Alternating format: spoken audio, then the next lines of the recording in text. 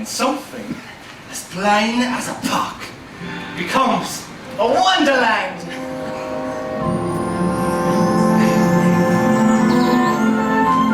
All you have to do is look anew, then you'll understand.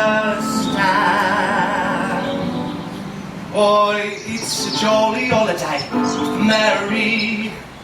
Mary makes your heart so light. Really? Welcome to HCT RAH, Beyond Center Stage at Hale Center Theater. Real Access Hale. We're glad to be back after a little bit of a summer break.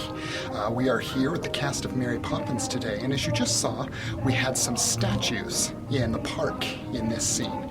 And we're going to show you just how an actor becomes a statue. So this is Adrienne, and she just told me that she is not going to speak, correct? In fact, she said silent ballerina hashtag.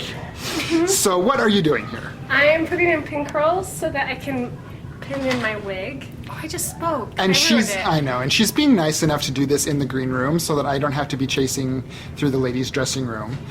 But it's horrible lighting in here, and what does a prima ballerina need if she doesn't need good lighting? So you're putting the pin curls to do what? So that when I have my wig on later, I can stick pins in and then they have somewhere to hold on to so that your wig stays on. Okay. So what kind of a wig do you have for the statue? For the statue, actually, we are in a unitard that even comes up over our head, and so they sewed snaps onto the outside of the unitard for the wig to just clip onto. But right after the statue, I have to change into other wigs, so I have to have my hair ready to go underneath. So we have here Mr. Taylor, Tanner, and Carlos all getting ready. And Tanner, I don't even know why you have to use bronzer for crying out loud.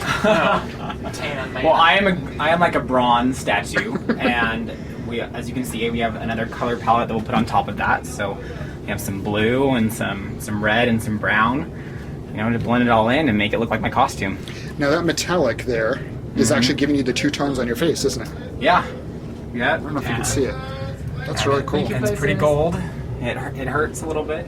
It hurts. But it's worth it. Like to put it on, or? To take it off. Is it because it's gritty or something? There's a little bit of metal in here. So. Do you agree? Does it hurt? It stings a little bit when you take it off, to be honest. Huh. What they do for their art. Right. It's unbelievable. We've already met Adrienne, the silent ballerina, but now we are meeting Elise. Now, Elise, you told me you put something on underneath. You put it like a foundational... Yeah, so we have the Derma Shield. It's this fancy schmancy stuff that it's like a foam, but they have it for, what's it called? Apparently I've forgotten English. Like workers that work around chemicals, they use it for their hands and skin to provide a shield against the chemicals that they work around. And when we all started developing an allergy to the metallics in that makeup. Yeah. They got it for us. So we put the Derma Shield on first. Has it worked pretty well? It's helped her quite a bit. Oh, good. Good. So you put this foam on and just let it dry? Yes. And That's then cool. we put this... It's like a layer of powder. Yes, a layer of bronzer on, which does an additional... That's so funny, because I was just going to say to Adrienne that this doesn't look like what the guys are doing. This is my Oompa Loompa face. This doesn't look like what the guys are doing. They're just slathering this gold metallic stuff on their faces. Yeah. We've had to develop extra steps so that we don't have a rash. Right, because girls are pretty and guys aren't. There you go. And it doesn't really matter with the guys. Yeah. So everybody ends up having to wear these lovely unitards, which I bet Morph suits. They're morph suits. You don't like the word unitard? Are they as hot as they look like they are? Yes. Oh, they are. Miserable.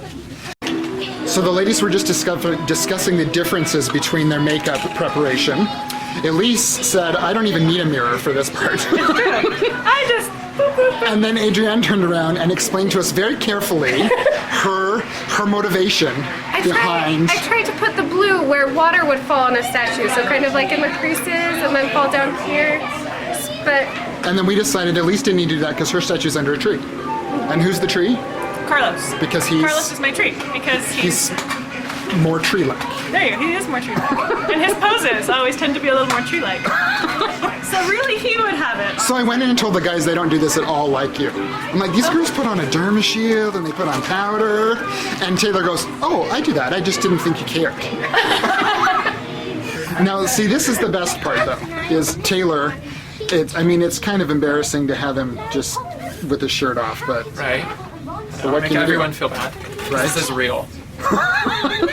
The grannies think it's real. You said that you had some ladies come and kind of feel things out. They do. It's so funny. They come up and they're like, well, you're a very fit young man. And I have to remind them that it's a mattress and it's not real. Though I wish it was. It's my Christmas wish. I want this to be real. Right. Like, if I had this in high school, my dating life probably would have been a ton better. Well, that was The ballerina with the snort. No! That's Adrienne. No, it's not. Oh, tag a last name on there. So they are warming up now. The statues are warming up. Okay, go ahead and warm up. There is nothing to excite us in Park. What was that? You're quite wrong, you know. Who are you? I'm Nebius. Surely you know that. You've sat beneath me often enough. I've waited over half a century to take a walk in the park on a lovely day like this.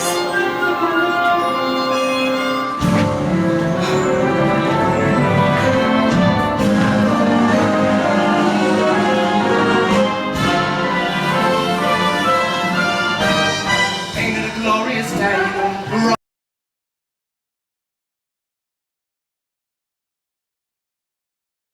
We have to send a special shout out. Everybody look in the camera and wish Thomas Brandley a happy birthday. Happy birthday, Thomas.